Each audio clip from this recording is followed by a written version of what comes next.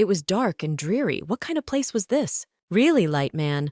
But what is happening remains a mystery. Someone was shouting loudly the name Lynos and that the research had been successful. But who was Lynos, and why was everyone around him rejoicing?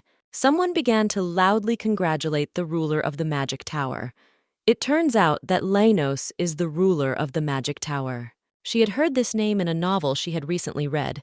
It was the heroine's magic teacher, and his appearance was exactly the same as in the description. If it is Lynos in front of her, then she has become the heroine of the novel. But if that is the case, then what kind of character? The room is luxurious and Lynos is very happy with it. Was she really the main character? If she had known, she would have read the novel to the end. The only thing she remembered was that the main character had a hard time. It seemed that despite this, the ending was happy. Wait, there was something wrong with the hands. Or rather, they were missing. Lynos was very happy. He introduced himself as Dad, the dad of the newly hatched penguin. The girl transformed into a character that has characteristics of both a human and an animal. A novel called Mr. Wolf, You Can't Eat Her. Half human, half wolf imprinted his mark on the main character who treated him. The so-called mark is a characteristic of the heir to the blood of the first wolf beastman. A one-sided love contract that forever binds the half-beast to the object he imprinted. Of course, it looked romantic in the novel. For the object, he did not hesitate to commit crazy acts, literally love bordering on mental illness. After being imprinted, the protagonist becomes obsessed with the protagonist. The girl read this novel in her past life until she died. Fortunately, she remembered the content of the part she managed to read, but she read only to the middle. She did not understand very well the nature of this work, except that it was a novel. Lynos greeted his pet. Since it was an Adelie penguin, they decided to name him Adelia Penguin. Even if he was a beast man, she didn't understand what kind of romantic fantasy a penguin could be in. Judging by the characters around her, she has definitely transformed into the beast man from the novel Mr. Wolf, You Can't Eat Her. The problem was that she was not reborn as the main character, or even as a character in her entourage. Not even a penguin born from the natural union of a female penguin and a male penguin, but born in a magical laboratory. At first, she was very sad, but after a very short time, she completely adapted to this penguin life. Her dad, Lynos, had a lot of responsibilities, but he always found time for his beloved penguin. He had been carefully raising her, born from a magical egg for the last 4 years. An elite buffet exclusively for penguins. Chic clothes just for Adelia. A penguin pool and everything just for penguins. Daddy showered her with love she had never experienced in her past life. However, if she could turn into a human, she would want to go back. Especially Adelia felt lonely when the dark night came, so she sincerely wished and believed that even animals could become beastmen. Adelia wished for this every day, but her prayers did not affect the standards of this world, and no matter how hard she tried, she could not acquire a human form. The same cannot be said about Lynos. He was incredibly happy that his beautiful daughter was an ordinary penguin, because he truly hated the beastmen, as he remembered being persecuted by the beastmen as a child, and he actually felt a terrible dislike for them. Because in the original, purebred humans are looked down upon as an inferior race. The man who first loved her, she didn't want him to hate her. Lynos noticed that his daughter was sad.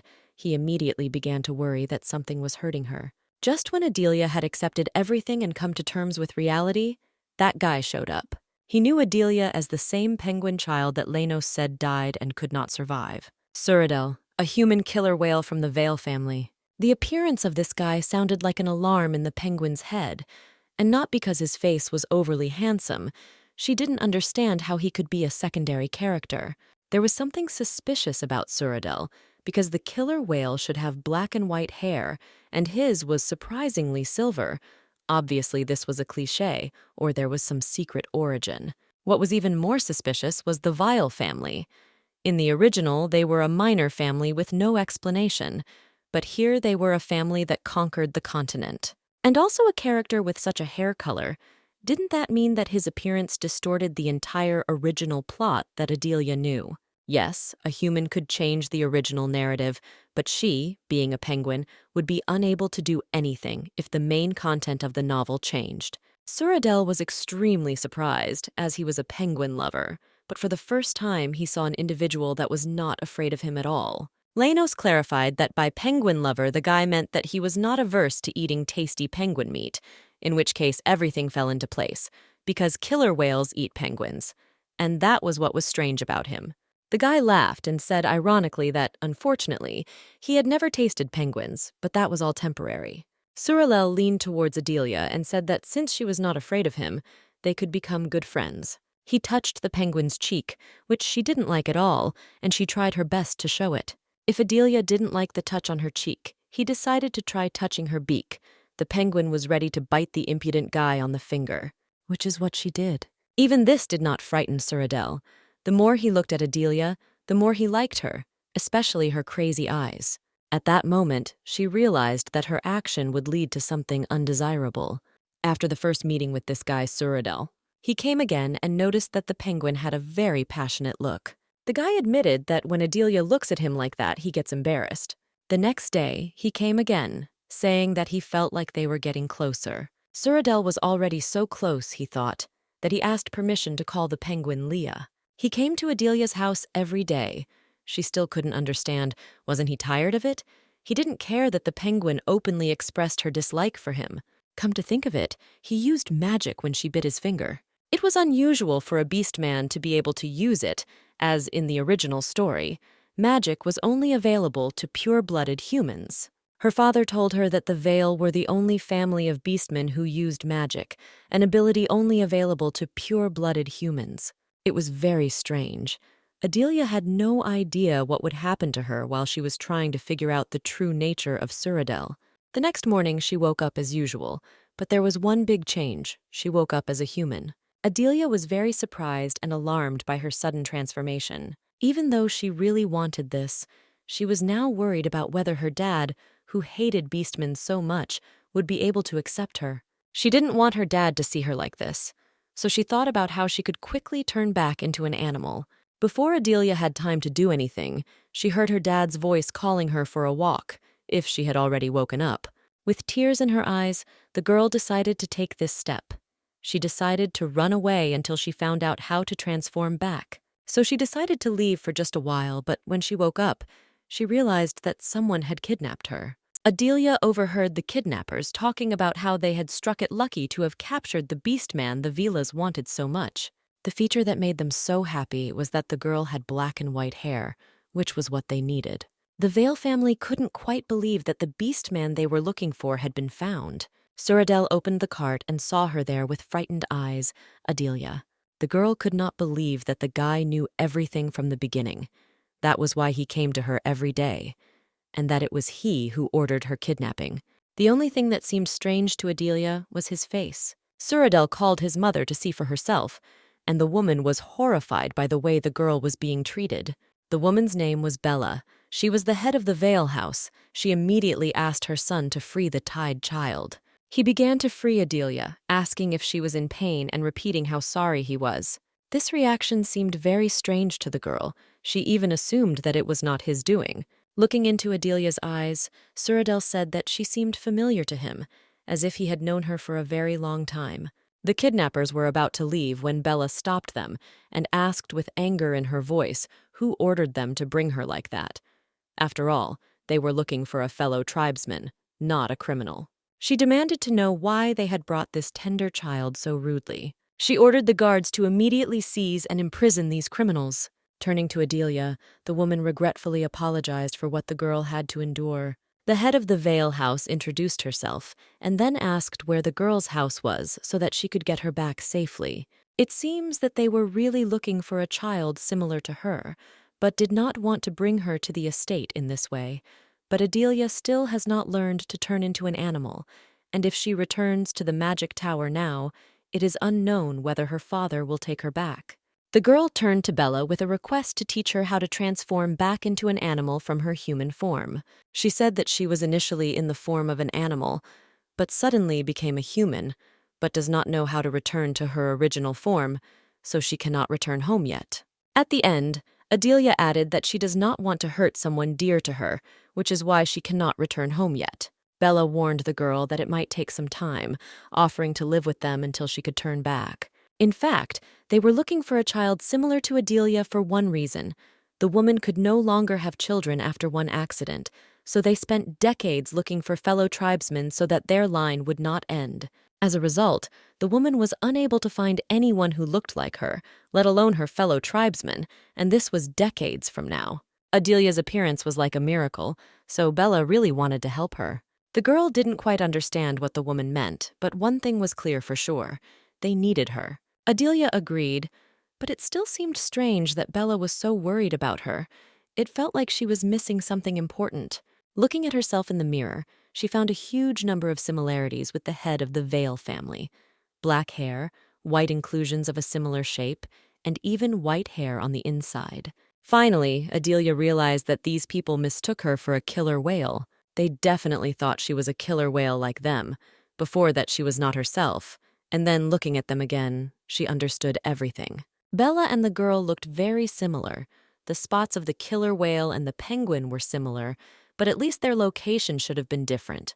Adelia knew she had to pull herself together for the sake of her worried dad, get used to the image of animals as soon as possible, and come back. She really didn't want to deceive these people who had treated her with such kindness, but the girl didn't know if it would be appropriate to admit right now that she was a penguin. Adelia didn't know what to do if they found out the truth. Then what would happen to Suradel? Her thoughts were interrupted by Bella, who said that they still didn't know her name. This question again left Adelia stumped. She didn't know whether to tell the truth or not. Suradel intervened in the conversation and suggested calling the girl Leah if she didn't have a name. The head of the Vale family liked the name very much, but the woman asked Adelia what she thought about it. The girl exhaled with ease. She already thought that she had been figured out. But what was strange was why exactly the name that Suradel had given her when she was a penguin. The guy said something that Leah clearly didn't expect. He admitted that the girl he was courting was actually named Leah. These words angered the girl, and besides, she was not a girl, but a female penguin.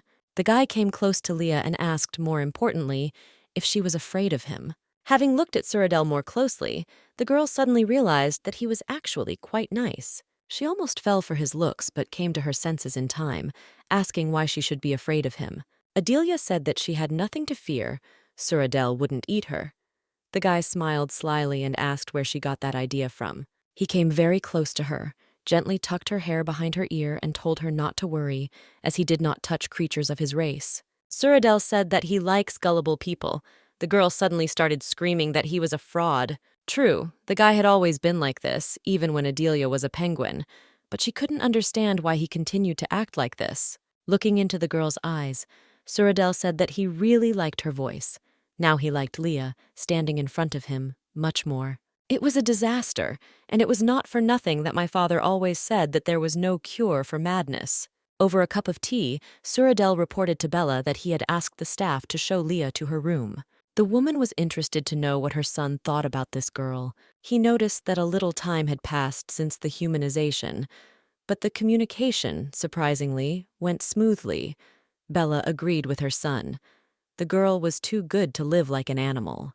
The woman suggested that Leah's mind had matured when she was still an animal, but that was bad, because the higher the intelligence, the greater the mental pain. Suradel wondered what the chances were that the girl was lying, since they hadn't even seen her in animal form, but Bella was sure she was a killer whale, looking at her hair. It didn't look like they were painted or had magic applied to them.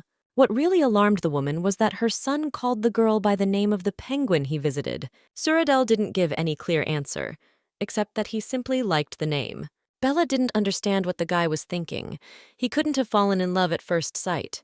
In any case, they decided to let Leah stay in Vale and watch her from the sidelines. It seemed strange, but Bella had a feeling of confidence that the girl was right for them. She thought that the killer whale race was over, and now there was hope. Suradel still could not understand why his mother was so obsessed with her family. The fact of being the last representative of this family caused the woman to feel more responsibility than she had expected. As long as Bella was alive, she promised to do everything in her power. She didn't want to experience this terrible feeling anymore. One way or another, now there was a humanized child, and Suradel did not want his mother to shift all the responsibility onto him. The woman promised to help Leah adapt to society and meet a good man, and her partner did not necessarily have to be a killer whale, and she was not obliged to give birth to their kind. At that moment, Suradel thought that his mother was writing him off because he was also a killer whale. Did she really not expect anything more from him? Bella remembered her son's words that he didn't even think about marriage.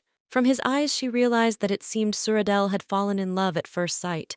The guy began to justify himself by saying that this was impossible, unless his mother herself wanted him to enter into a relationship with someone. Bella asked her son to come closer. When he came closer, she took and hit him on the back of the head with her hand. The woman was angry that her son was thinking about breaking up before he even started dating anyone. She asked Suradel if he regretted meeting her and Frimo. With a smile on his face, the guy said that he didn't regret it at all. Bella was glad that her son understood everything and gave him instructions to go with Leah to the shopping street tomorrow. The girl will stay in the mansion for some time, so she may need a lot. Leah will be able to buy everything she wants. Bella was not going to go with them, as Frimo would soon return from the estate, so she wanted to prepare in advance to meet the owner of the house with the servants. Suradel listened to his mother and went to invite Leah on a date. The woman shouted after him that there was no date. He was going there as a security guard and a banker. Until now, Adelia lived and considered her house the best. She really liked the room that Mrs. Bella gave her. She was tormented by her conscience for having gotten everything through a lie, but she still truly became a human being. Wavy hair with a unique pattern, blue eyes reminiscent of the color of the sea. It was all very beautiful, but what Adelia really couldn't understand was why she looked small and weak. Was this really the limit for penguin genes? Before the transformation, she was above average in height. She was only holding back because of her beautiful face, and besides, it was a miracle achieved in only 4 years. How she missed fingers instead of wings. It's good that she became human now. Adelia decided to check again what she would have to do as a human. First of all, find a way to turn. All this time, she has to try to avoid Suradel and the Beastmen killers, and also Dad, when she was a penguin. Something always worried her. What she was worried about was how to find a way to save her father. According to the original story, a plague that only affects pure-blooded people will soon spread. The plague spreads so quickly that it shakes the world, and in the end, the only pure-blooded person left alive is the main character, Amelia. So Adelia's father will also die from the plague, and then the plot tells of Amelia, who is left alone and upset about the loss of her only teacher. There was a knock on the door of the girl's room. It was Suradel. The guy asked permission to enter the room. Adelia asked what happened, that he came to her with a smile on his face. Suradel answered that he came because he missed Leah. She couldn't understand anything at all when she was a penguin, and now why the guy was so willingly interested in her. Was he really one of those people who hits on every first girl he meets? Adelia was sure that now attacks on the appearance of this cute boy would not work on her. She decided to ask what interested her. Being a penguin, Suradel was a beast-man killer whale. Why then did he have silver hair and was too short for a killer whale? He said that it was difficult to determine the type of beastman by its appearance. Only beasts of certain races had the same characteristics. That's why Suradel was sure that Leah was a beast whale. She was just short. The girl still began to argue with him that the killer whale's beastmen have a similar hair color. Don't these animals belong to those very specific races?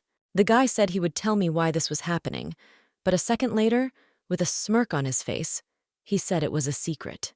This made Adelia very angry. She considered him an idiot who was constantly making fun of her. Suradel really liked Leah's unusual reaction, and at the end he added that it could be considered that hair is a gene mutation.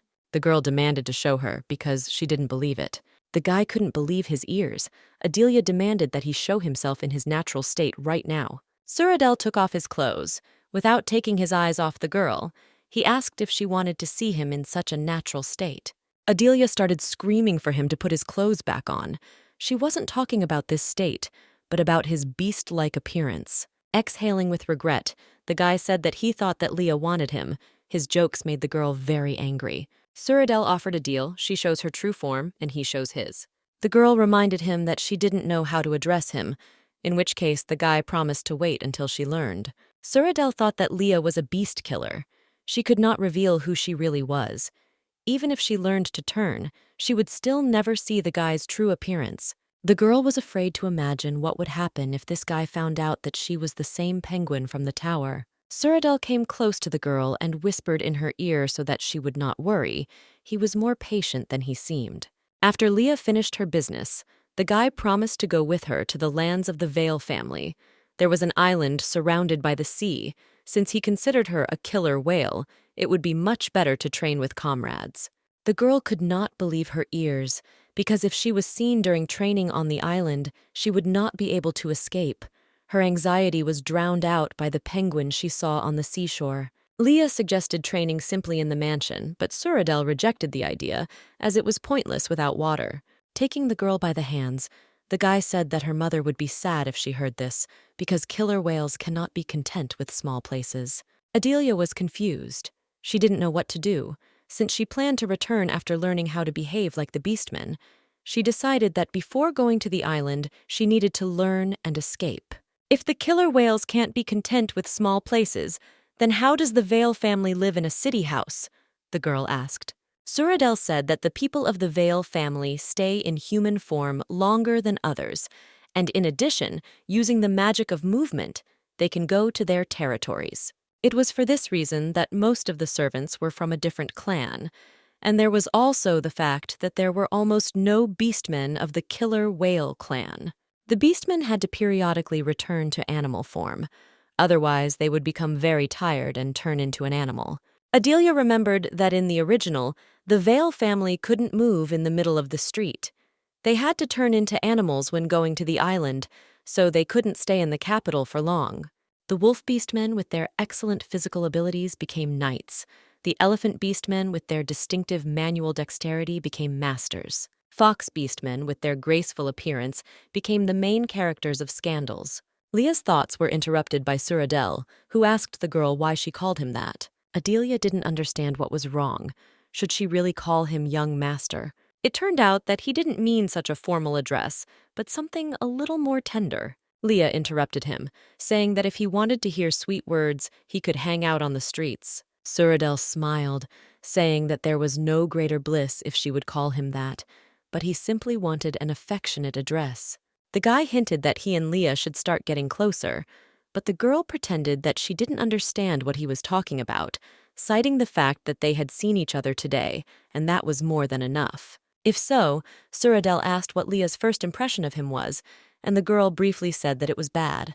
He looked into her eyes, as if pulling her towards him, and asked if she really thought so. The girl today was also deceived by his face, as she said that Suradel was quite pleasant. This made the guy very happy, because he also liked Leah.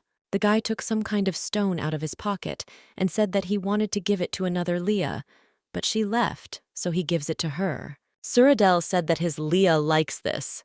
The girl immediately frowned. She did not understand the phrase, "What does his Leah mean?" She thanked him, but refused, believing that it would be better for him to give this stone to another Leah, as he had originally planned. Approaching the window, Suradel stretched out his hand to throw it out, but the girl began to scream why he was doing this. The guy no longer needed this stone, since he took it out to give it to Leah, but the girl did not understand why he could not give it to another Leah, for whom it was intended. Suradel said something stupid that the girl didn't quite understand, like how he could give this stone to another Leah if she didn't like it, thinking that it would hurt her. The guy said goodbye to the girl, saying that it was time for her to rest, as she was tired, and that tomorrow would be a difficult day because they would go shopping. Because of her worries, Adelia could not sleep. She kept jumping up and screaming. A lot had happened today. But what struck the girl most was that Suradel had thrown an incredibly beautiful stone out the window. She couldn't understand why he had done it. It was worth admitting that she liked stones.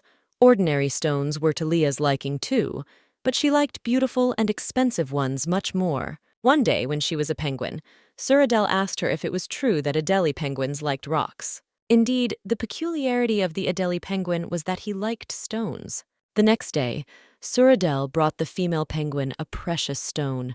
Of course, as a noble penguin, she could not ignore it. The girl couldn't get over the fact that the precious stone that the guy gave her fell into the flower bed.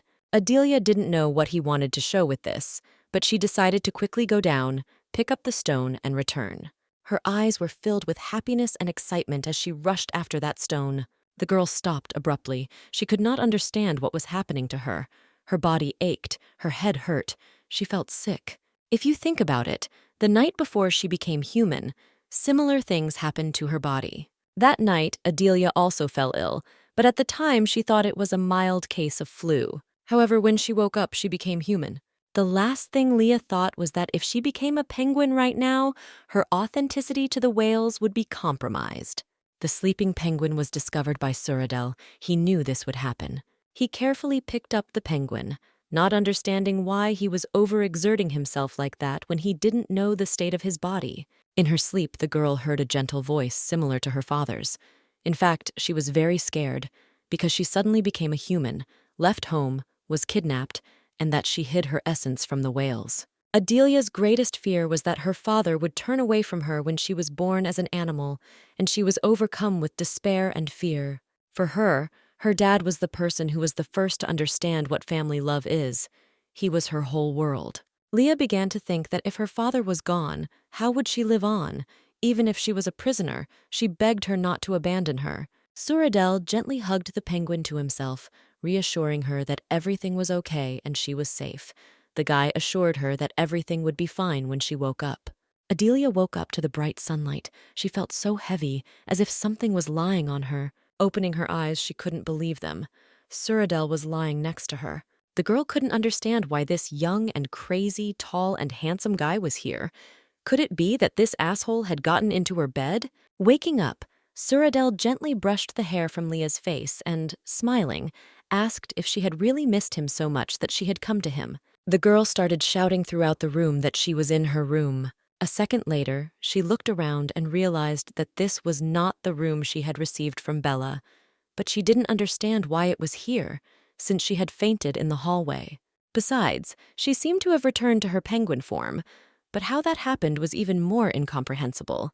With a hint of mockery in his voice, Suradel said that, of course, he was glad to see her, but it seemed to him that they were rushing things. Adelia began to justify herself by saying that she hadn't actually come here to see him, but then the guy asked what she was doing in his room, and in his bed, too. The girl began to say that she didn't remember anything. She fell asleep and woke up in his room and in his bed. Suradel suggested that this was a phenomenon, since prisoners who had recently become human sometimes showed symptoms of fever, and when returning to animal form, they saw hallucinations. It was unclear, but Adelia was sure that she had not been caught by the guy in the form of a penguin.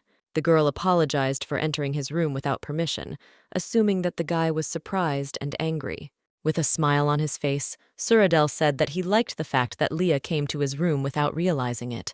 The girl tried to explain this misunderstanding, that she didn't even know where the guy's room was, but he didn't give up, telling her that in that case, she came here at the call of her heart. In any case, Suradel decided to apologize for not being able to properly take care of the girl. She didn't understand why he was apologizing, since it was she who had entered his room on her own. Gently taking the girl's hand, Suradel asked if she had been enduring this pain alone all night. Although he understood perfectly well that he was not yet trustworthy, he still asked Leah to come to him, even when she was in a little pain. For many years now, since she had seen him every day, Adelia knew that the guy was really worried.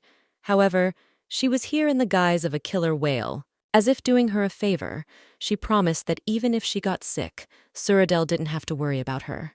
The guy was holding some kind of bag in his hands. If Leah promises to help him in difficult times, then he will give her this bag.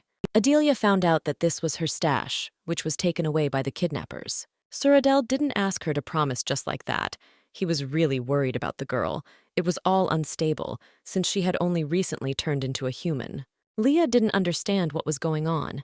Usually all the guy did was joke, but if he made that facial expression from time to time, she wouldn't be able to get used to it. The girl had to promise, although she had no intention of coming to him. Suradel closed the topic and suggested doing something interesting before breakfast. The interesting thing was that they had to teleport, since the guy needed to go to the school on business. Adelia was very happy to hear about the teleport, because before there was no need to teleport, because Dad had prepared everything that was needed in the tower. The girl seemed to find herself back in the original novel. Suradel extended his hand to the girl to teleport and leave faster. Leah had no intention of giving the guy her hand. She only touched it with her fingertips, saying that this would be enough for teleportation. Suradel laughed. He thought that the girl only had cute hands, but she also thought cutely, and her heartlessness also seemed cute to him. A split second later, they arrived at the training ground. They really did move in the blink of an eye. Adelia had only seen this in the Tower of Magicians. The girl noticed that the atmosphere around was filled with fear. Leah asked the guy if he had been frying the workers in a frying pan all this time. They all avoided him. Suradel asked to point out at least one person who was avoiding him. The girl didn't want to do this because she didn't know how it would all end. If Leah was unsure, Suradel suggested asking each one in turn. Adelia didn't want this, so she mentally apologized to the guy and pointed to the first one she came across. Suradel laughed, asking again if this was the knight who was avoiding him. The girl immediately began to change the subject, saying that she was simply curious, since this knight could be half-flying squirrel. The guy couldn't understand how Leah understood this. Because of this knight's physique, he didn't look like a rodent at all. She simply assumed that if he stretched those huge, broad muscles on his back, he could fly like a flying squirrel. Suradel only noticed that Leah called the knight's muscles huge, which meant she liked it. The guy admitted that he was a magical swordsman, and he also had the muscles that she thought were cool. That's why he asked her not to look at other fighters, because he was jealous. A magic swordsman could easily control a sword with magic. Leah considered it a fraud and a secret that was hidden in the original. Suradel could tell from the girl's eyes that she didn't believe him, so he offered to demonstrate, but she was against it, since the knights were clearly intimidated. Now the guy understood his companion's preferences. He promised to take all of this into account next time. Taking Suradel by the shoulder, Leah said that she didn't know what he had in mind, but she couldn't stand how he was mistaken in her preferences. That's right, the girl liked the muscles, but she liked the way the clothes fit on those solid muscles more than the large build and rough appearance. If you think about it, being a penguin, Adelia was noticed. That day, when she wanted to knock down the guy who was bullying her with one punch, the female penguin thought that he would be soft, since he was a wizard, but he turned out to be much stronger. Adelia caught herself thinking that if you excluded Suradel's character and took into account his body, face, and hair, then he was perfect. Without expecting it from herself, looking into the guy's eyes, she told him that he was perfect for her preferences. Suradel's heart began to beat so fast, as if it was about to explode. He was very glad that he was to Adelia's taste, but he liked her cold, sincere gaze directed at him more. The girl smiled and corrected Suradel, saying that she liked his appearance, but there was no talk of his character, and besides, she thought that he was colder than she was. The guy abruptly changed the subject, asking Adelia to play with the knights a little, since he needed to talk to the commander. The girl decided to stand still while she waited for Suradel and watch the training. Besides, time flew by while talking with the guy. Before Leah had time to enjoy her solitude, she was surrounded by knights asking if it was true that she was the new human killer whale that had joined. One of the knights asked a very strange question. He was interested in whether it was possible that Mr. Suradel was making fun of her. Adelia immediately denied it. She couldn't understand why he was asking such questions. It turned out that the knights had noticed that lately, Mr. Suradel had been laughing too much, since in ordinary life he was not a smiling person. The boys noticed that when their master talked to the girl, he laughed too much, and it seemed crazy to them. It turned out that Suradel only laughed when he enjoyed beatings disguised as sparring, when he made you run all day, when he made you wear your clothes back to front, or when he discovered something interesting. Adelia realized that this guy's interest in her person was just a mockery from which he got pleasure. It was natural for beastmen of the same species to be attracted to each other, but this was the first time Suradel had been so kind.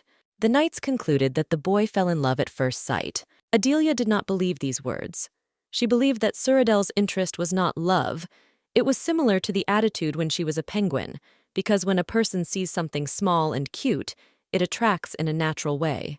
The knight insisted that the gentleman's smile was different from the one he showed them, and he asked Leah if she knew her companion's nicknames. The knights called Suradel the laughter therapist. It turned out that if something happens or someone makes a mistake, then the master beats and heals, and so on in a circle. He was nicknamed that because he never lost his smile throughout the entire process. This guy turned out to be even more of a psycho than Adelia thought.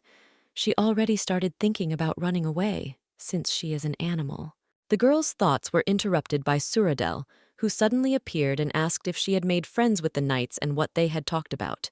Looking at the frightened faces of the knights, she couldn't let them down, so she lied, saying that the guys told her about how the gentleman was an excellent swordsman. The penguin's characterization was very playful, so the girl decided to tease him by asking him to show how he sparred. Looking at the knights who were trembling with fear, Adelia did not know who to choose. After thinking for a bit, the girl said that since all the knights were currently busy training, it was okay. The girl quickly changed the subject, asking what Suradel wanted to talk about.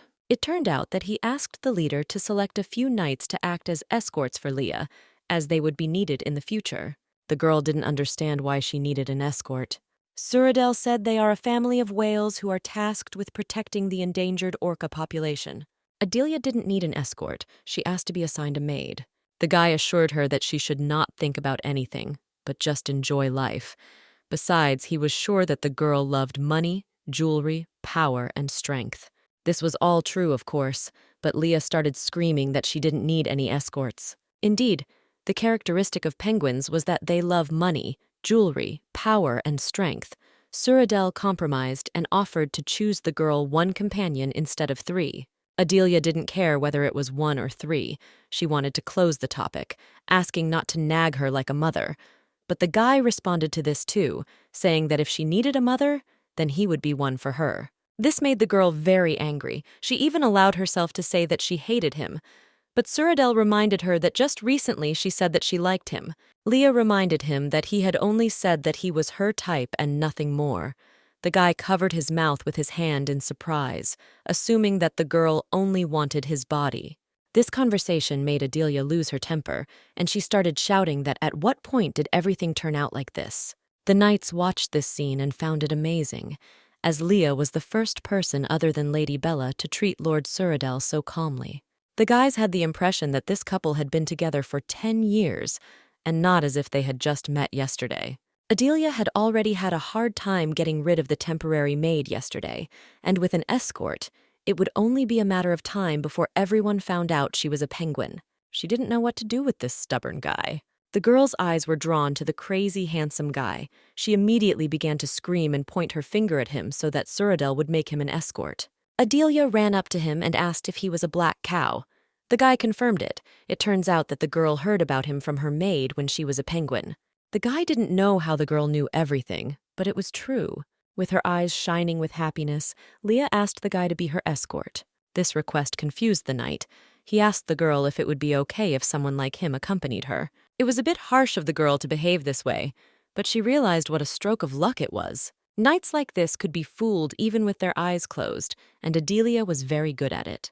Taking this gentleman by the hands, the girl said that she liked him, or rather, that he was exactly the one she needed. Leah was sure that this man would not suspect anything even if she turned into a penguin, and this would definitely help her in her plans for the future. Suradel stood and watched this scene all this time. He became very interested in who this knight was who made the girl react like that. In her room, Leah introduced herself to her new escort, saying that she would be residing in Vale for a while due to circumstances.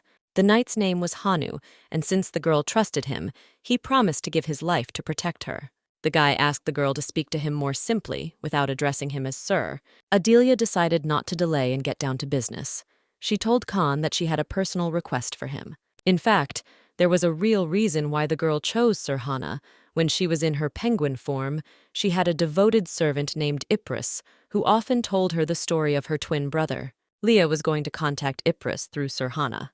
The knight's personal request was his mistress's desire to meet his older sister. Hanu did not understand what the girl meant, since he did not have an older sister. Adelia couldn't believe it. The two looked almost identical. The photos almost proved the family ties. If you put them side by side, you get a combination of 2 types of excellent beef. The girl began to shake Hana, begging him to remember if his older sister's name wasn't Ypres. Finally, the girl heard what she had been trying to hear for so long. She was just a little mistaken. It turns out that her former maid was her younger sister. Adelia said that before she became human, she met his sister, but Hanu did not understand how this was possible being a killer whale.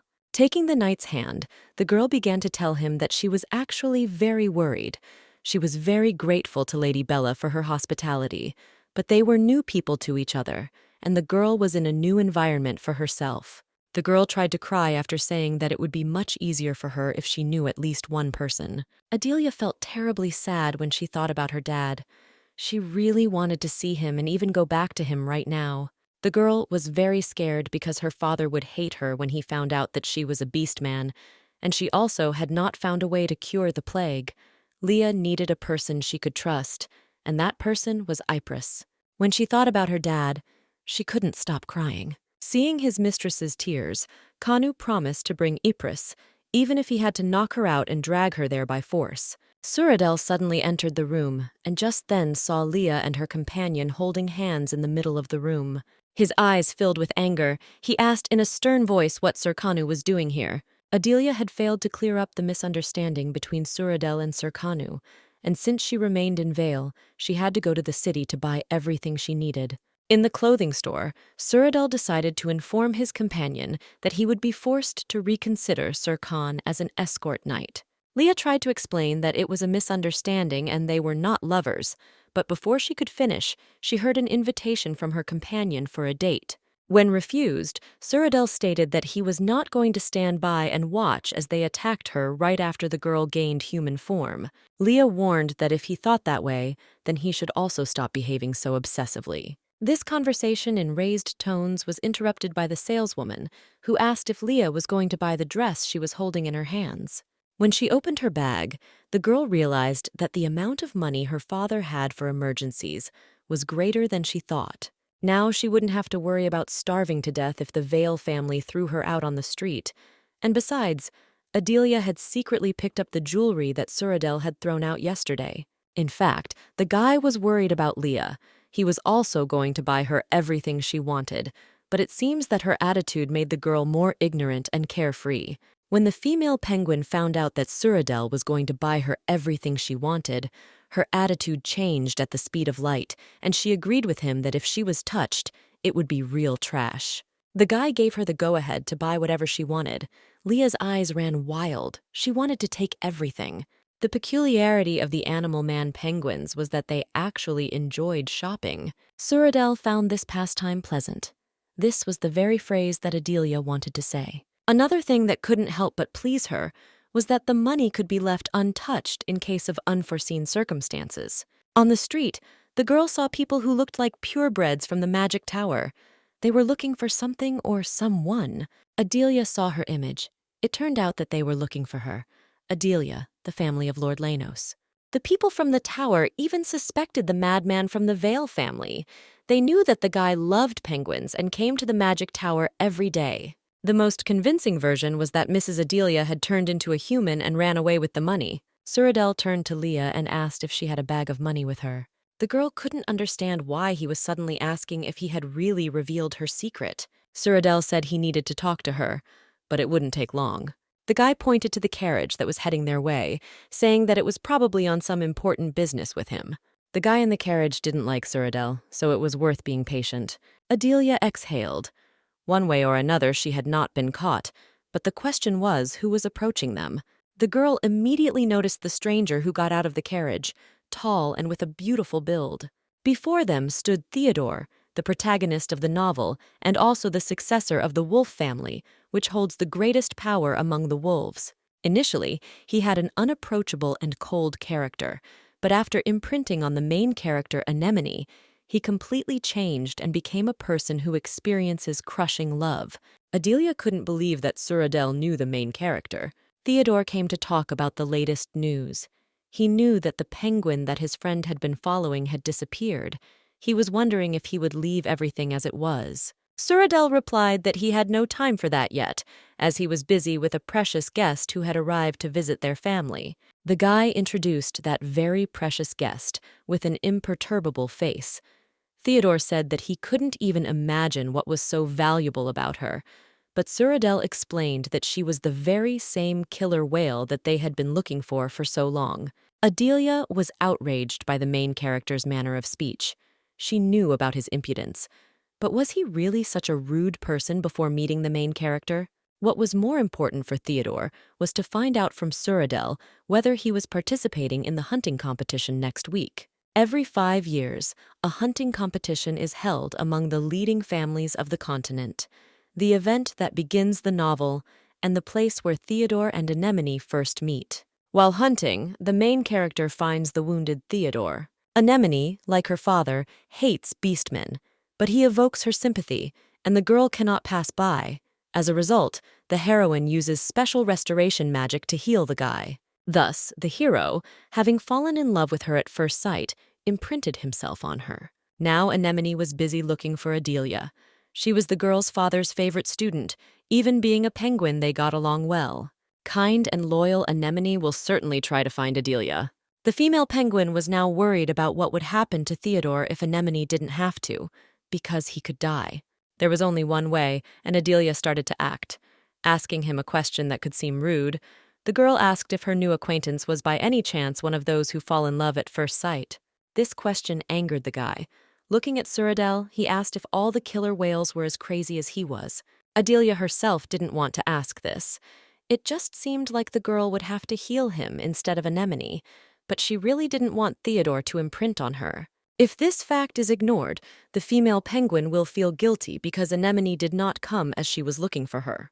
The girl started screaming that she was taking her words back. She didn't know about Suradel, but Leah wasn't going to tolerate abuse directed at her and Bella. Theodore was not going to listen to this any longer, turned around and began to leave, only saying that he would win this competition in any case. To which he received a response from Suradel that he was also interested in the main prize and would fight for it to the last. Kasatka knew very well that none other than the wolf family were ready to give their lives for those they imprinted on. These words made Theodore very angry. His eyes filled with rage because Suradel had the courage to touch the seal. He thought the idea of imprinting was very stupid. Baring his fangs, the boy shouted that he would not allow the seal to control his life. As far as Adelia knew, Theodore was the one who was most captivated by the one he was imprinted on. When the female penguin asked what the prize was for winning, Suradel said that it was the elixir of life. This elixir could heal most injuries and was excellent at neutralizing poison. It immediately occurred to Adelia that with the help of this elixir, it was possible to get rid of an infectious disease. The only thing the girl didn't understand was that if this elixir could be made, then why couldn't the wolf family just buy the elixir for money? This elixir was difficult to create and was not for sale. This time it was going to be given away as the main prize. It turned out that this elixir was created by Suradel, which is why Theodore showed such interest in the prize. Anyway, the guy couldn't take part because he was busy. He just wanted to watch other beastmen try their best to get this prize. Most people didn't like purebloods. The same thing happened with the Vale family. Despite the fact that they were the same beastmen, they were heavily discriminated against. People found their weakness funny, since the killer whales were forced to be near the sea, of course. After it became known about their magical abilities, the gloating retreated because a significant part of the continent was controlled by magic. Now Adelia understood why her dad got involved with the Vale family. Lord Lanos was also displaced until the magic tower gained power. To protect the world, you must be stronger than those who need chaos. Suradel didn't want the Vile family to be ignored any longer. Because of the guy's constant smile, Adelia didn't even know about his mental trauma. The girl approached him and said with a smile that everything would be fine because the Vile family had Suradel. Leah couldn't even imagine that someone would dare to show disrespect to the Vale family in front of the guy. He is an archmage, a magical swordsman, and also a walking combat weapon. One way or another, with the help of the elixir of life, it was possible to save the main character Theodore. Unfortunately, the girl's hunting skills were not enough to win the prize, and something had to be done about it. Suradel said that there was no point in saying such sweet words. If someone else were in his place, he would immediately fall in love with the girl. Adelia didn't like the fact that if Suradel didn't participate in the competition, the wolf family would just take the prize. Kasatka assumed that the girl also wanted to compete for the prize, and she confirmed this. A vial of the elixir of life appeared out of nowhere. Suradel handed it to Adelia, giving it to her. The girl was shocked by the situation. Was it really possible to just give such things? But the guy replied that in no case to others, but to her it was possible. Suradel did not mind spending this elixir even on healing a paper cut, because he trusted Leah. The girl didn't like that the guy treated her so well, because she understood perfectly well that she could hurt him, at least because she was not a killer whale. She wondered how much his opinion would change when he found out she wasn't a killer whale, and besides, she would have to leave anyway. Suradel offered to make a deal in exchange for the elixir she would call him by his nickname. Adelia couldn't understand what the catch was. It was some kind of unequal deal. Since she really needed this elixir, she agreed. The girl warned that he himself asked to call him by his nickname, and for her it was quite advantageous. Besides, the nickname was not a nice one. In her imagination, Adelia imagined that she would refuse, and Suradel would give her the elixir as a precious stone. But everything turned out differently. The girl tried very hard to pronounce his nickname, but her tongue did not turn to call this guy that. With a smile on his face, the killer whale said that, as he thought, he liked the human Leah much more than the penguin Leah. The girl immediately cowered in fear, cautiously asking why he suddenly started talking about another Leah. As she thought, Suradel swore his love for the penguins, but in the end he preferred his own race. In the future, she will have big problems. Turning away, Adelia asked him not to talk about the other Leah in front of her anymore. The guy didn't understand whether the girl was jealous now. She walked ahead, and Suradel followed her. This situation was not typical for the female penguin, but for some reason it infuriated her. The Vale family mansion.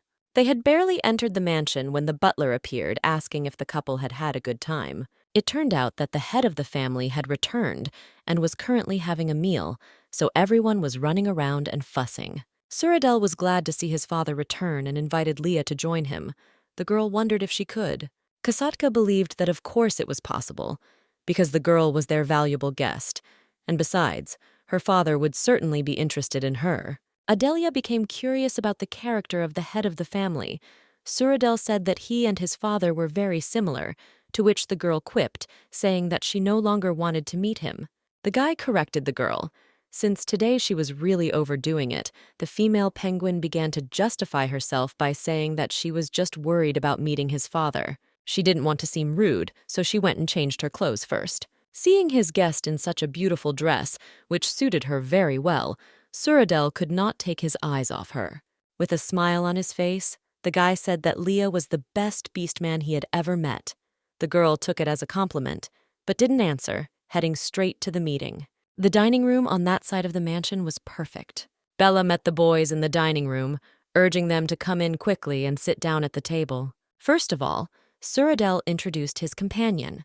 The girl had heard that the head of the Vale family was a blue whale. She expected the man to have a huge beard, since ancient times it has been a sign of strength and power. With a smile on his face, the man greeted the girl, saying that he was very pleased to meet her. Adelia couldn't believe her eyes. The head of the family didn't have a beard. It really shocked her. Yet the man exuded grandeur, as if he were the most enormous creature in the world. The girl introduced herself, and the head of the Vale family immediately invited her to the table, suspecting that she was hungry. All this time, Adelia felt the man's gaze on her, which made him very uncomfortable. Finally, Suradel noticed this, telling his father that he was embarrassing their guest. The man apologized for staring so hard, justifying himself by saying that he had not seen other killer whales for a long time. It had been 30 years since the mother was the last of the survivors. Orcas were incredibly rare and were all grouped into the Vale family. Usually, other beasts were divided into several families. For example, among the wolves there was a family of gray and Arctic wolves, and there was also a main family representing the race. Adelia knew that this question was unacceptable, but she risked asking it. She was interested in what happened to the killer whales, that there were practically no more of them left. Bella began to tell that initially there were many killer whales. Before this incident, the number of killer whales was enough to form a village. Something happened that could not be forgiven. It was all the damn sharks' fault.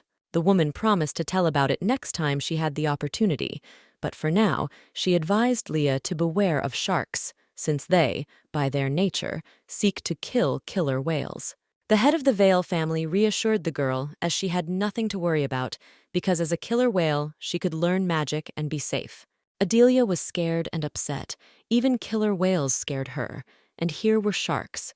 And besides, magic was not under her control, so she could not resist the sharks. She thought about escaping from there early. After the meal, for some reason, he called Adelia alone. Initially, the man apologized for disturbing them during their rest, but he wanted to check something. From the very beginning, the girl seemed strange to him, so he immediately asked because she was not a killer whale. Judging by Adelia's reaction, he guessed right.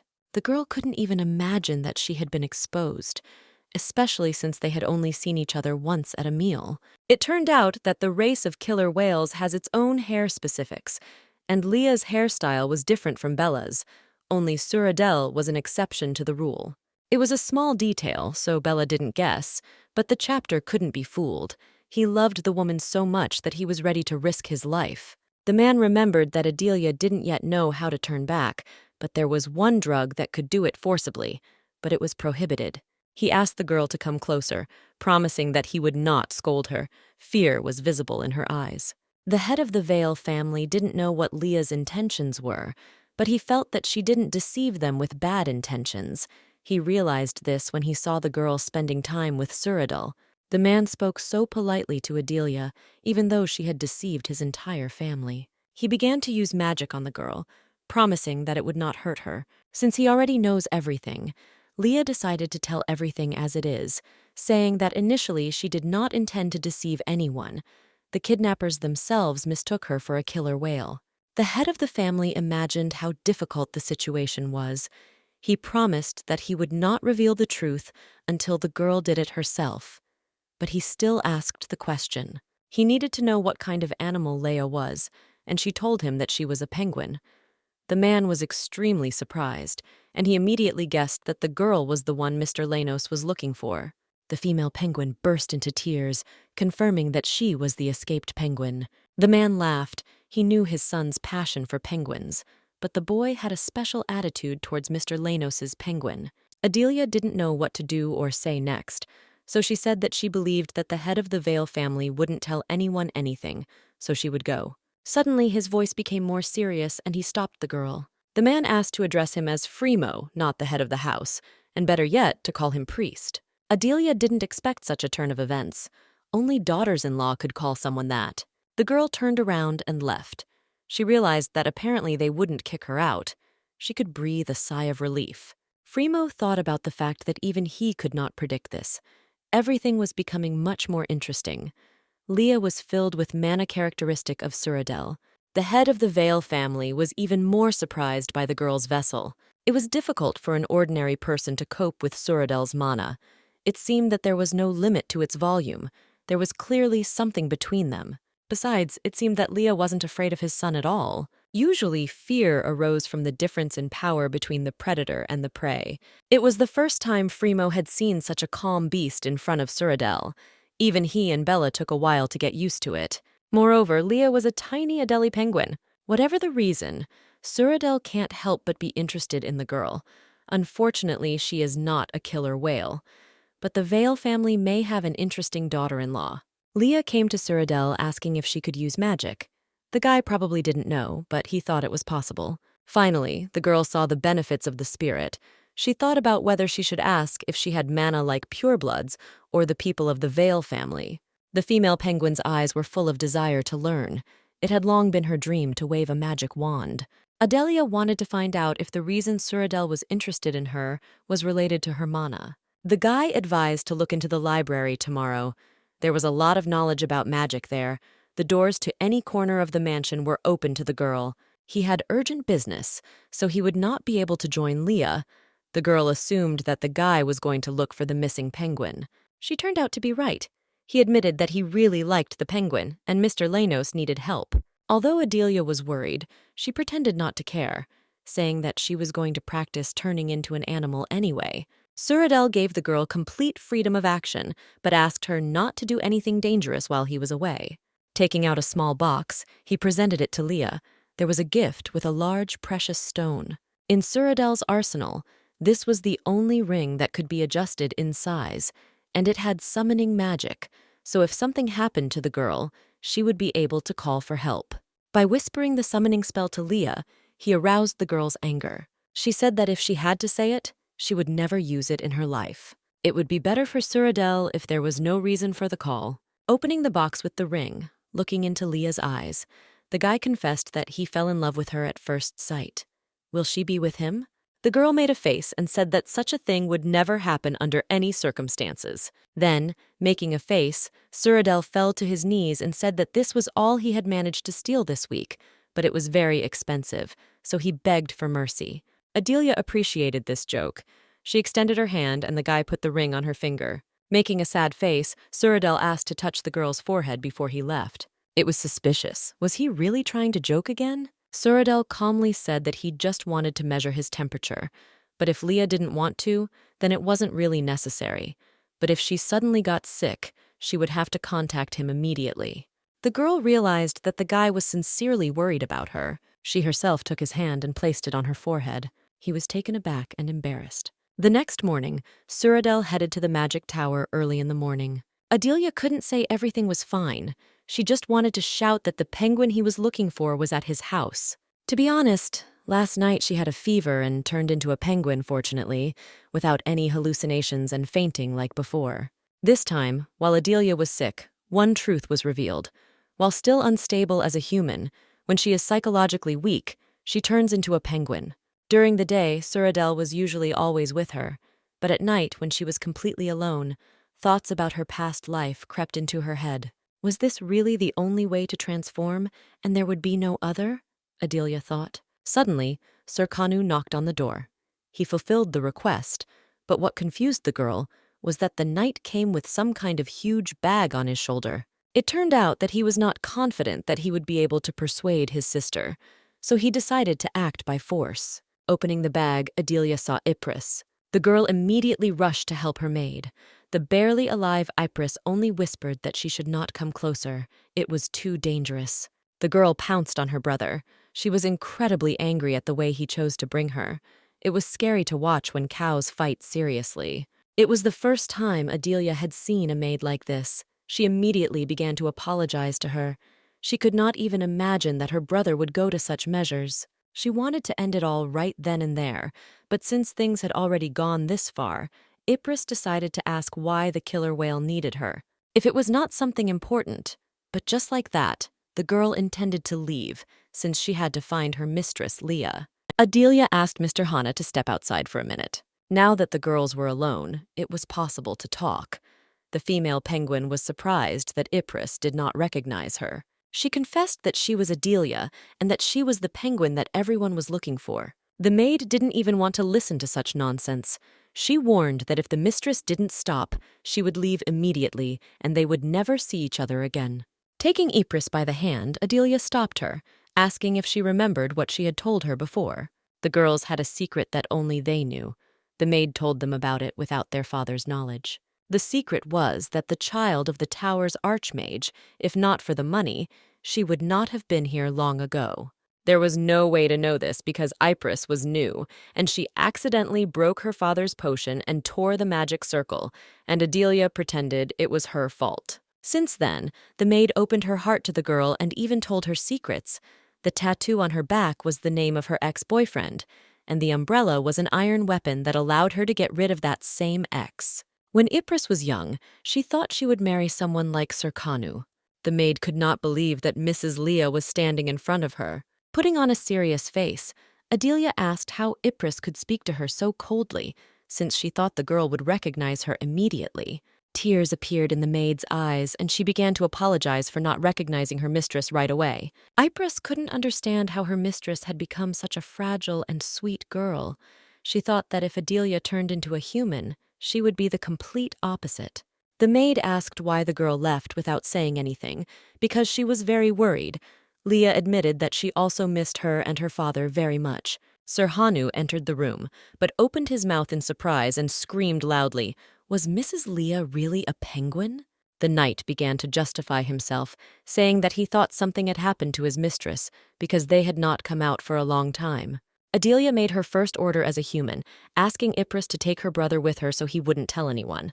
The most important thing that interested the lady was how her father was, whether he was healthy, whether he had any pain.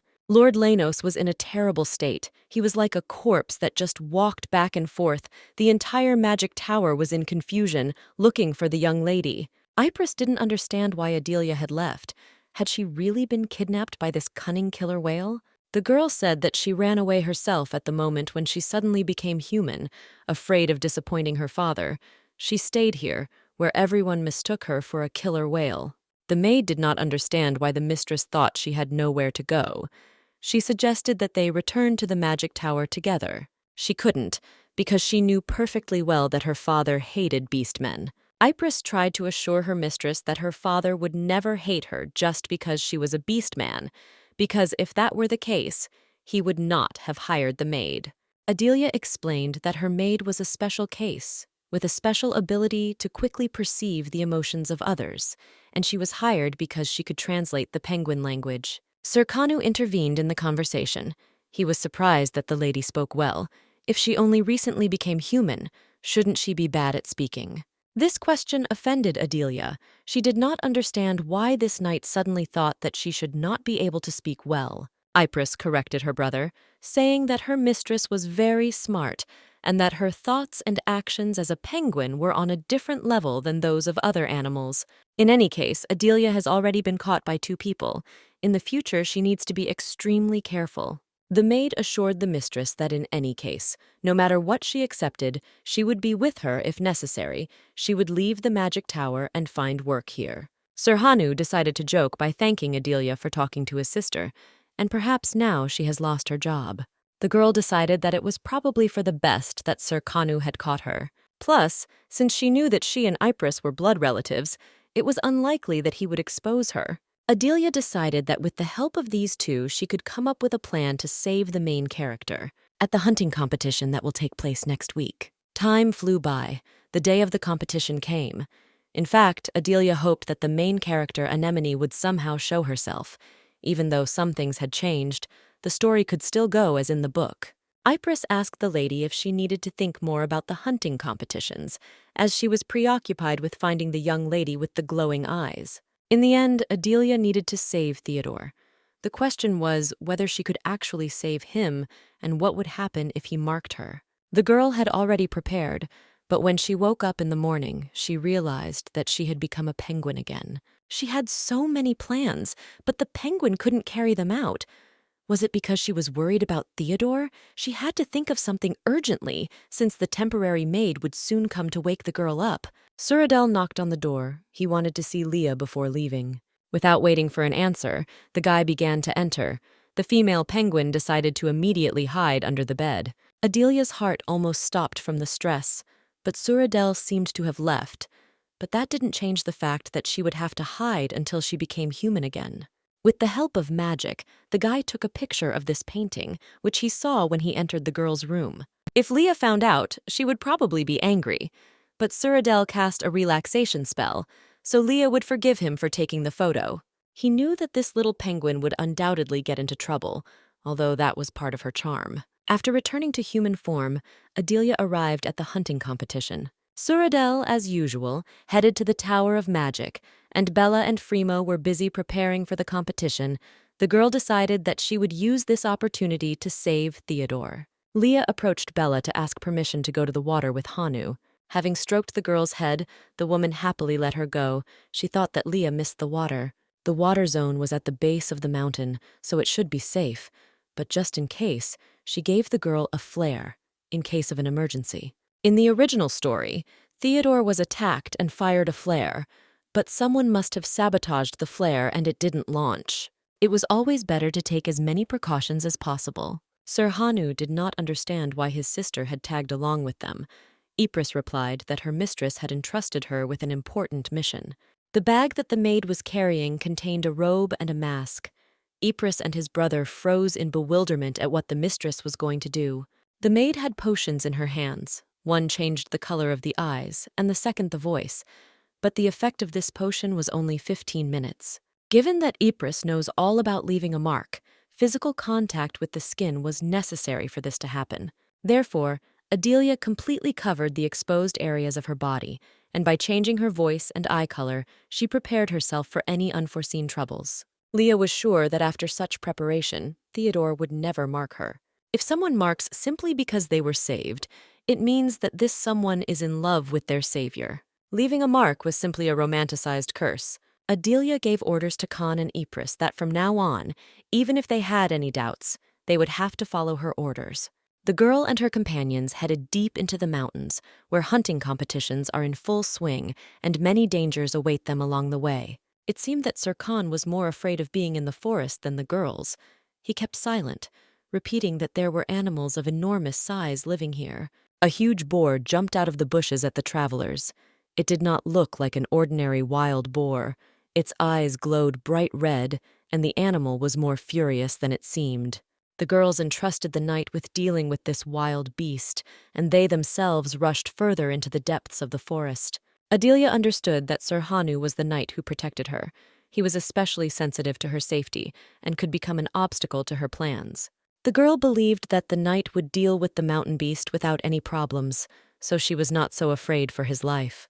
The maid was very interested in what business her mistress had come to this forest for. Adelia's goal was to save the man, but the plot was quite different from the original, and Theodore may not even have been attacked. Ypres saw someone bleeding in the distance. It was none other than Theodore. Adelia was going to use a magic spell to find out whether the guy was alive or not. Luckily, Theodore was breathing, but it was still too early to relax. There was still one more dangerous element left. The remaining bandits could be located somewhere nearby. The girl was not going to back down. Despite all the dangers that could await her, she went to save Theodore. Ypres didn't know what her mistress's plans were, but she thought there was a deep meaning in it, so she believed her. Leah went to save the bleeding Theodore. She couldn't believe that the guy was fighting the bandits like that. If he wasn't moving, it meant he could be poisoned. Before Adelia moved, she spent a long time in the hospital, so she thought she was used to the sight of other people's wounds. The wound was too severe. It was necessary to quickly use the elixir that the girl had begged from Suradel. As soon as the elixir touched Theodore's wound, it immediately healed. It was a wonderful result. The victim grabbed the girl by the hand and asked what she was doing. Adelia didn't like this behavior. The behavior of the person she had just saved should have been different. The guy refused to drink the elixir, arguing that no one had ever saved him and he didn't need anyone's help. The girl couldn't believe her ears. She had to listen to all sorts of insults in order to save this bastard. She had humiliated herself before Suradel to obtain the elixir and had almost been exposed by him this morning. Besides, their gentle Sir Khan got it pretty bad. Adelia began to force the elixir onto Theodore, saying that she had to do so much to come here and she would not leave him to die, at least for her own sake. She forced the guy's mouth open and poured the elixir into him. A second later, Theodore had the strangest reaction. He pulled the girl close to him and hugged her. Could this really be what Adelia feared most of all? Looking into her eyes, the guy asked her name, the words sounding like a cliché. Ypres jumped out with an umbrella in her hands. She demanded that they take their hands away from her mistresses and, swinging, hit Theodore.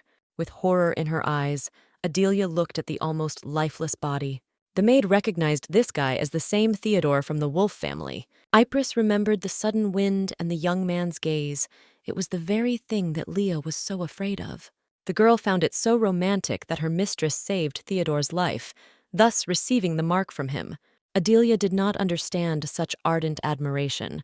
For a start, she was going to make sure that the mark was present, since the guy lost consciousness during the imprinting. In addition, paying attention to Leah's clothes, it was impossible to contact her body. Ypres was sure that Theodore was strange. Because it was said that the mark was placed upon contact with the skin, the maid had a lot of information about the mark. It turned out that the girl got all this information from her past lover, who penetrated her body. This guy was the guild's information master, so the information about the mark was reliable. Ypres also knew that the beastmen from the Wolf family who were able to place the mark would have a moon pattern appear under their collarbone. Thanks to this, Adelia could verify that there was a mark on it, just like it was on the original. As expected, Ypres turned out to be much more useful than Sir Kanu. Approaching Theodore, Leah exposed his collarbone, and she did not see any moon-shaped pattern. The girl was very glad that this did not happen. She believed that it was due to her careful preparation for this meeting, and the maid was upset. She was hoping for a love triangle. Ypres wanted to watch the theater of love, two men courting a lady who had suddenly become human, young, handsome, and rich, a crazy fan of penguins who promised to embrace the whole world if Leah so desired. The wolfman who left his mark on his savior by entrusting her with his leash. Adelia didn't like all this at all. She asked her maid to stop making up such strange things. Ypres was already unstoppable. She believed that Mr. Suradel had a higher chance of success, because there were rumors that this guy from the Vale family had a crush on Leah. The girl was sure that Suradel was simply interested in her, since they were from the same family, since he thought that she was a killer whale. The maid tried to prove that the guy would be happy to learn that Adelia was a penguin man because he was obsessed with them. The girl was upset. She thought that if she was exposed, Suradel might hate her for deception. One way or another, all this would happen in the future. Now it was enough that Leah saved Theodore and was not marked. The flare was fired, so the knights who were waiting had to take the boy away. On the way back, the girls met Sir Khan. The knight was exhausted. It was clearly not easy for him. It turned out that the knight hated himself for not being able to find his mistress and his sister after launching the signal flare. Sir Hanu and Ypres were complete opposites in character, but both were so sweet that Leah knew that from now on she would have to use praise to get rid of her companion's grumbling. Returning to the competition site, the female penguin noticed some strange crowding. Adelia saw Bella. The woman was very excited. She ran up to the girl saying that she was looking for her. The female penguin saw Bella Vale so excited for the first time. The woman asked her where her flare was. Leah pulled out the flare she had taken from Theodore and showed it to Bella. The woman exhaled with ease. She was glad that the flare had not been fired by her guest. Judging by Bella's warm look and speech, she was really worried about the girl, and Leah was unintentionally deceiving her. Adelia was so ashamed of herself. She felt that she had no right to accept the love of the one who treated her so warmly and well. The female penguin was a little afraid because she was afraid that these people, who were already deeply imprinted in her heart, would find out who she was, become disappointed, and leave her. Bella remembered that she forgot to tell her how long the human form lasted. Leah must have been impatient to transform into an animal. The head of the Vale family heard from Suradel that the girl was still stable in the human body. Adelia confirmed this without telling that she had been forcibly reincarnated this morning. Bella remembered that there would soon be a succession ceremony in the Eagle family. After the ceremony, she promised that they would all go together to the Welland family's estate, where Leah could calmly transform into an animal. In her mind, the girl asked Mr. Fremo for help because he knew the whole truth, but the man stood as if nothing had happened and was silent. After a while, he said that it was a good idea, and he would also be happy to go. At that moment, the ground went out from under Leah's feet. Bella forbade her husband to go, arguing that he needed to stay and sort out his work, but Mr. Fremo insisted that he should go and help with the transformation into a human. This conversation was interrupted by knights who loudly shouted for the road to be cleared. They had an urgent patient and needed a doctor. Those present immediately recognized the son of the wolf family, but people could not believe that Mr. Theodore was injured by a mountain beast. He was clearly attacked by someone. Adelia never thought that the hunting tournament would end like this, but there was nothing to be done, because there was an attack at the hunting tournament to bring families closer together. There were no traces of the criminal left. The bodies of the bandits were found, but this yielded no results. As Adelia was about to leave the room, she ran into Suradel, who asked where she was going. The girl said she was thinking of meeting her partner. Suradel couldn't believe his ears and asked again if he had understood correctly that Leah was planning a date today. The guy turned everything around in his favor, so much so that even Sir Khan was surprised that his mistress and the male killer whale were close. Suradel showed the ring as proof of his closeness with Leah. It turned out that they have matching rings. The girl was furious. It turned out that the ring that the guy from the Vale family gave her was a pair. Taking the ring off her finger, the girl began waving it around, indignant. She thought that Suradel had given her this ring because he was worried about her. The guy changed the subject, inviting Leah to introduce him to something amazing. She did not understand what was being discussed. Suradel promised to tell everything, but only after she asked Sir Hannah to leave them alone. Meanwhile, the knight watched this picture and thought how these two suited each other. When Sir Hanu left the door, Suradel approached Leah and said that, to tell the truth, He had long wanted to touch her hair. Since he had not seen hair the same color as his mother's for a long time, he thought it was amazing. The girl couldn't understand if he was using the excuse just to touch her hair or what just happened. Suradel carefully took a strand of Leah's hair and ran his fingers through it. The girl didn't understand why he was touching them so carefully. They were just hair. A couple of minutes later, a hairstyle formed on Adelia's head. She looked at herself in the mirror without taking her eyes off. It turned out that she had initially asked other people to do something similar. Suradel was glad that he could take part in this personally. Looking the guy in the eyes, the girl asked him to do the same for her tomorrow. With great joy in his eyes, Suradel agreed. It seemed strange to Adelia that his eyes looked at her, no matter in what form she appeared before him. It seemed that his courtesy towards her would not change. A second later, the girl tried to remove these thoughts from her head, convincing herself that when it was revealed that she was not from the cetacean family, everything would change. Leah thanked Suradel for everything, hoping that he would continue to smile. Sometime after the hunting competition, Adelia decided to tell Ypres everything about her reincarnation, and even that she had read a book about this world. After a long explanation, Ypres finally believed her mistress. Now it became clear to the maid why Adelia was unusually smart and incomparable, especially for a penguin. It must be quite strange to realize that the world you live in is from a novel, but in some ways Ypres took this information very calmly.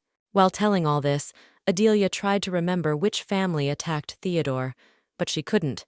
Ypres didn't understand why the lady needed it. The guy was alive, which meant everything was fine.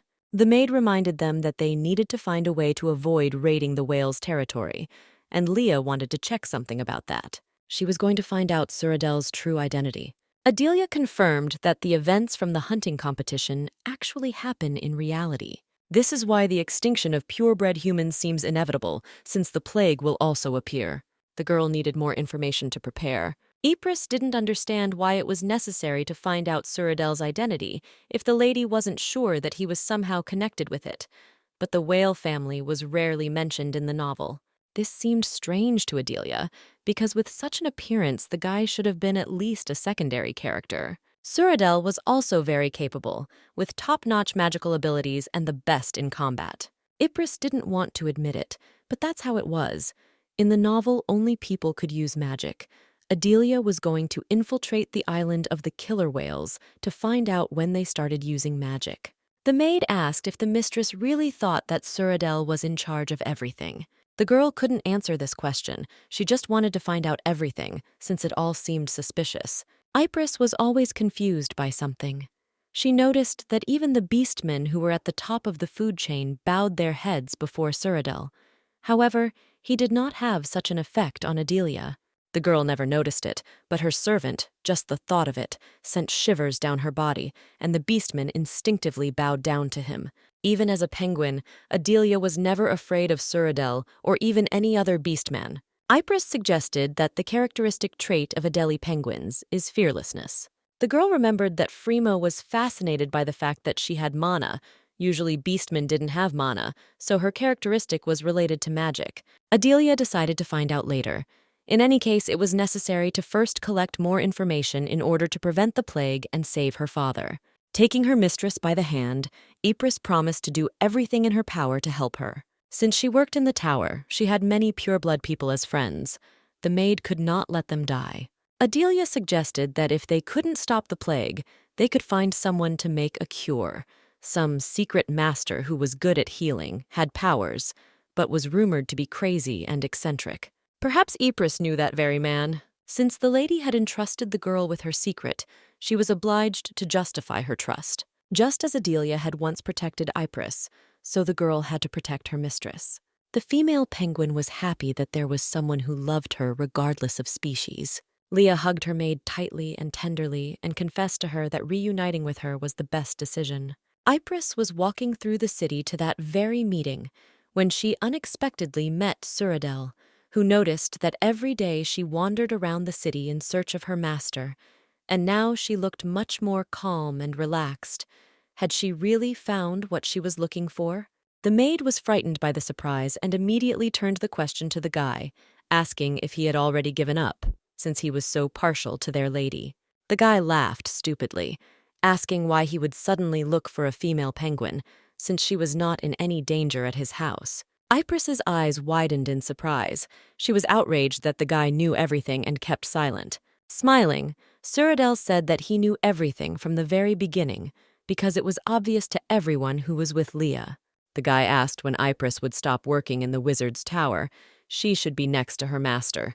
The girl said that she had already resigned.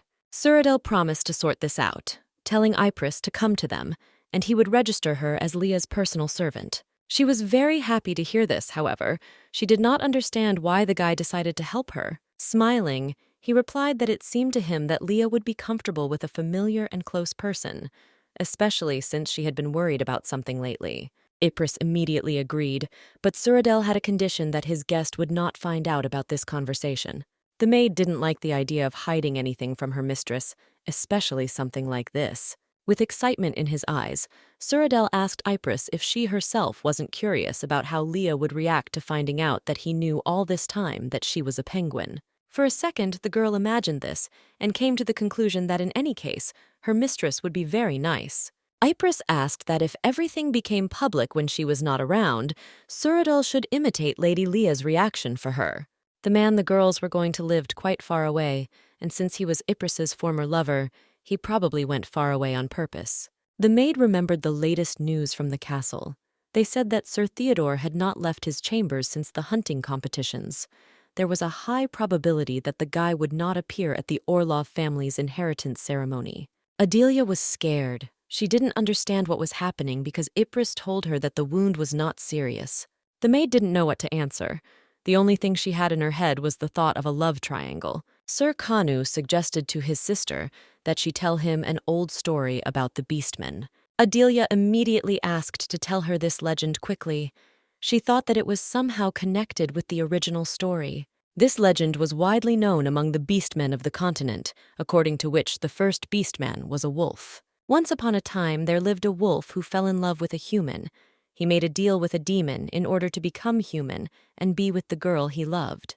The demon granted his wish, and it was time to pay the bills. The price was that the feelings the wolf had for his beloved would be passed on to his descendants. This is what a real mark is, which only appears on wolf beastmen when they see their chosen one. Their hearts beat wildly, and their chests are filled with emotions. It was only about marking. Adelia still didn't understand where the beastmen came from then. Sir Kanu added that this is precisely what is explained further. The legend did not have a happy ending. The black wolf and his beloved started a family. Unfortunately, people did not accept them, and the persecution became worse and worse. One day, people brutally beat this child.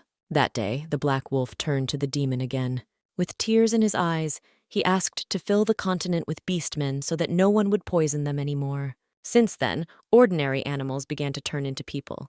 The demon's price was that the beastmen could not maintain their human form for longer than a certain amount of time. So the black wolf who made the deal directly had the shortest time span of all. Adelia was so amazed by this legend that she didn't even notice how they had already arrived. Ypres asked to leave this matter to her because she had to pull the wool over people's eyes. Adelia's eyes lit up. This was it, the information guild where her servant's person was. At first glance, the man who opened the doors of the pub looked very friendly, but as soon as he saw Ypres, his face immediately changed. Adelia's maid demanded in a commanding tone that the man take her to Jack right now. Going down to the basement, the stranger said that her people could not go any further and they should wait here, but Ypres was insistent, saying that they were her servants and they should go with her. With a menacing look, the man repeated that outsiders were not allowed to enter, and the maid made a displeased face because it had been different before. Jack was expecting only Ypres, and everyone else was forbidden entry. Adelia was a little worried. This place looked quite ominous. She kept fiddling with Suradel's ring in her hands, hoping that she wouldn't have to use it. Not even a second had passed before the tip of the sword was heading straight for Leah. Sir Khan had an instant reaction, and he immediately stood up to defend the lady. Ypres also arrived at the same time and started shouting what was going on here. The man repeated in a calm tone that outsiders were not allowed to enter. The maid began to shout that the talk was about others not being allowed in, not that the lady would be attacked and her life would be in danger. The man was frightened when he heard about the lady. Was it really a noble person standing in front of him? The The master of the Information Guild and former lover of Ypres, Jack, was very worried. He rushed around the room, wondering how he looked, whether he should change clothes, and how to greet the guests in general. Sir Hanu thought the guild master would be scary, but it turned out to be quite the opposite. Ypres was angry. In front of her was the same pathetic Jack. He had not changed after their separation. The girl entered the office. She was already fed up with all this. She was not happy. She immediately told Jack that he almost injured Lady Leah. The guy tried to calm Ypres down, begging her to just talk. But she wasn't going to talk. She just demanded that she do her job. The maid introduced her mistress, indicating that she was the client. Adelia noticed that the guy could not get a word in edgewise. Jack was curious about something. After the penguin Renosa went missing, Ypres sent a letter to the master of the Information Guild. He did everything to find this penguin in the hope that the girl would forgive him. After a while, Jack noticed that the lady of his heart stopped looking for the penguin and began spending time with the killer whale. At that moment, Adelia wondered how much the guy was obsessed with her maid that he did not notice the obvious. The guy turned to Leah, asking what she had done that his soul forgot about the penguin so quickly. The girl decided to joke, noticing that he was jealous. She asked Ypres who she chose, her or Jack. The choice was obvious. The guy started shouting that Ypres promised to marry him, and in general, how could she choose someone she had known for less than 2 weeks without even thinking? The maid stopped Jack's whining by saying that if he didn't stop whining and get to work, she would leave. Leah had never seen her so bossy. The master of the Information Guild promised to take up the matter immediately and provide all the necessary information. Guild policy required a one-on-one conversation with the client, which made Adelia a little wary. The girl asked her maid to promise that if something happened to her, she would avenge her. The master went to prepare, and in the meantime, a soundproofing spell was cast on the room so that one could speak freely.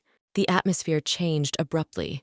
Adelia stood and thought about what to do, because even if she screamed, no one would hear. Something happened that she never expected. Jack began to beg Leah to help him and Ypres get back together. Adelia worried in vain. She calmly sat down on the sofa and said that this needed to be discussed personally with Ypres, and not with her. Ypres wanted only one thing from Jack: trust. Judging by what the maid told her mistress, she was serious, even preparing to marry the guy. Jack hid his biological species and continued to lie about it. The girl could not stand it anymore and left. Adelia didn't understand why the master of the Information Guild hid his biological species, but as he said, he was afraid of his beloved's reaction because he was the complete opposite of her type. Ypres's ideal was someone with unreadable blue eyes and hands that could withstand the cold. Jack's appearance was useful in managing the Information Guild. He never went against his nature. Adelia immediately guessed that the guy was a rodent. Birds hear the words of the day, and mice hear the words of the night. To be more precise, Jack was a field mouse. The only thing Adelia could advise was to go and confess this to her beloved. The guy dated her for so long, but he never realized that Ypres liked everything cute. Jack thought it was nonsense. In his opinion, the little girl never liked small animals. When they saw one, she didn't even glance at it, let alone pet it. Adelia explained that Ypres didn't pet them only because she was afraid of crushing them. She was much stronger, and she deliberately turned away because she was too excited by their cuteness. The female penguin was sure that her maid would like Jack's animal form, even if she didn't quite like him in human form. Adelia asked to leave this matter to her, but in exchange, the master of the Information Guild would take on her request. The guy was beside himself with happiness. He promised that if he could talk to Ypres again, he would tell her everything the girl wanted to know. Adelia's request was that Jack find someone who could make a cure for the plague, but since time was short, it had to be someone exceptional. The master of the Information Guild immediately realized that the girl needed a person who knew alchemy well. She needed a raccoon. They were known for their abilities in alchemy, but suddenly they dropped everything and disappeared. The raccoons have moved into the territory of the cetacean family. Just as whales gather on whale islands, most beastmen live where they are most comfortable, that is, in their natural habitat. Jack gave Adelia a map of the last place where the raccoons were seen. She had another reason to go to this stupid island. Now it's time for the Information Guild Master's reward. After leaving the office, Adelia asked her maid to just listen to Jack, as he had something to tell her. The guy began to beg for a conversation, swearing that it would only take a minute. April promised to listen to him only because Jack had been helping her a lot lately. The guy transformed into a mouse. Adelia explained that he hid his identity because he was afraid that his beloved did not like small animals. He was afraid that she would leave him. April promised to give Jack a chance. If he really liked her, then let him try to win her over. The field mouse was beside herself with happiness, and Adelia had to watch it from afar. A few days later, the night before the Orlov banquet, the female penguin was very angry. She could not untangle her hair. It was terribly tangled. Suradel became the girl's personal stylist, and she enjoyed it to the skies. Adelia went to look for help, but met Suradel at the Orador. She wondered where he was going so late. The boy was heading towards the wolf family, but it was surprising since it was late. Suradel explained that he was going to cast a healing spell on Theodore. Before leaving, Adelia asked the guy to tidy up her hair. She headed towards him, but stumbled and almost fell. Suradel caught the girl in time. Looking tenderly into her eyes, the guy warned that Leah needed to be careful.